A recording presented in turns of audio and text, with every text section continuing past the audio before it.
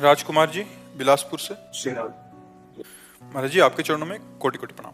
महाराज जी, जैसे लोग भंडारा कराते हैं, भगवान के नाम का प्रसाद या लंगर लगाते हैं, तो ऐसा बोला जाता है कि प्रसाद बांटने वाले के पाप कट रहे हैं और भोग पाने वाले के हिस्से में आते हैं और उनके पुण्य नष्ट होते हैं। तो महाराज जी, हम अपने हिस्से के पाप किसी और को क्यों दें कि हमारे खुद के गलत कर्मों की सजा कोई और क्यों भोगे? और महाराज जी, उद्देश्य इसका दूसरा भाव कर लो कि भगवान ने हमको 4 रोटी दी है तो 2 में हम बांट कर खा रहे हैं। पाप पुण्य काहे को लगा? हमको कोई पाप नष्ट करने की बात है, हम अपने भगवान की आराधना कर रहे हैं। तो दियम वस्तु गोविंदम तुभ्यमेव समर्पये, हे भगवान आपके द्वारा दी हुई वस्तु आपकी सेवा में लगा रहे हैं, तो वो पाप वाली बातें हटा दो। ये बात सर्वोत्तम है।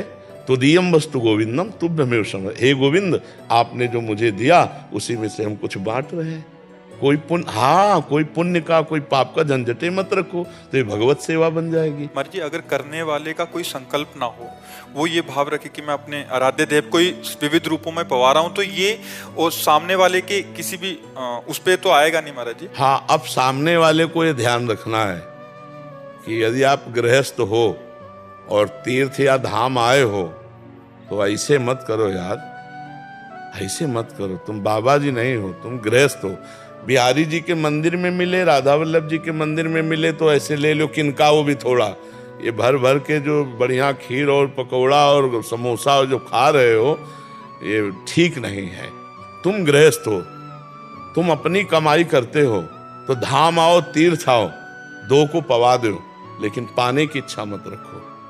तुम गृहस्थ हो, गृहस्थ आदमी को ऐसे नहीं करना चाहिए यार। तुम्हारे पास मेहनत के कमाए हुए रुपए हैं, कुछ ना हो तो एक दिन उपवास कर लो, दूसरे दिन थोड़ा चना चबेना चबा के पार कर लो। धाम आयो 2-3 दिन, अब दूसरे का दिया हुआ हलवा पकौड़ी रबड़ी रसगुल्ला खाओगे तो तुम्हारा ना तो बुद्धि काम करेगी और ना भजन बनेगा, सुकृत और नष्ट हो जाएंगे। ये बात समझ लो। इसीलिए हम कई बार सत्संग में प्राय रोका है कि मंदिर में आप प्रसाद ले सकते हो, ये जो बाहर सब दान पुण्य वाला भावनात्मक है, ये तुम्हारे लिए हानिकारक होगा, नहीं लेना चाहिए। जैसे परिक्रमा आदि पे बट रहा है, वो तो चलो हम ऐसे किया चल दिए। महाराज जी, जैसे किसी आश्रम आदि या कहीं रुकते हैं तो वहां अगर पाते हैं तो उतना देना चाहिए, देना चाहिए। अगर आप होटल में जाओ तो पता चले कि ये भोजन हमें 100 रुपये का मिलेगा, तो हम कह रहे हैं ना 100 रुपये तुम दो तो 50 तो दे ही दो, वहां ठाकुर जी के चरणों में चढ़ा दो। फ्री पाके मत आओ। अगर गृहस्थ हो तो तीर्थ धाम जाओ, कहीं भी फ्री पानी भी मत पियो। अगर पानी भी पिया तो 2 रुपया वहां रख दो। ऐसे चलना चाहिए। गृहस्थी तप के अंतर्गत ही आ जाता है महाराज जी। बिल्कुल बिल्कुल, इसको बहुत सावधानी से, इसीलिए तीर्थयाटन जो है सब कोई नहीं लाभ ले पाता है।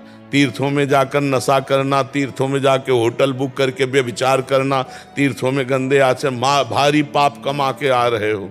दूसरे का खा लिया कि यार बच गए, 100 रुपया बच गया इनके भंडारे में। 100 तो तुमने 100 तो बहुत कम मेहनत में कमाए, लेकिन पुण्य जो बहुत मेहनत में कमाए वो दे दिए। तुम्हें पता नहीं है कि 100 नहीं हजारों का पुण्य नुकसान हो गया। बहुत सावधानी से तीर्थों में जाए। हम कह रहे हैं भगवान के धामों तीर्थों में जाए तो दूसरों का पाए मत, दूसरों की निंदा मत करे, कोई पाप मत करे। एक दिन भले उपवास करके रह जाए, इसके बाद चला जाए यहाँ से। यहाँ रह करके कोई पाप आचरण न करे भगवत धामों में। और गृहस्थी में है तो ऐसे करना बनता ही नहीं। तो दोस्तों, वीडियो अच्छी लगी हो तो वीडियो को लाइक एंड चैनल को सब्सक्राइब जरूर कर लो। एंड अगर आप सनातनी हो तो एक बार कमेंट में जय श्री राम जरूर लिखना।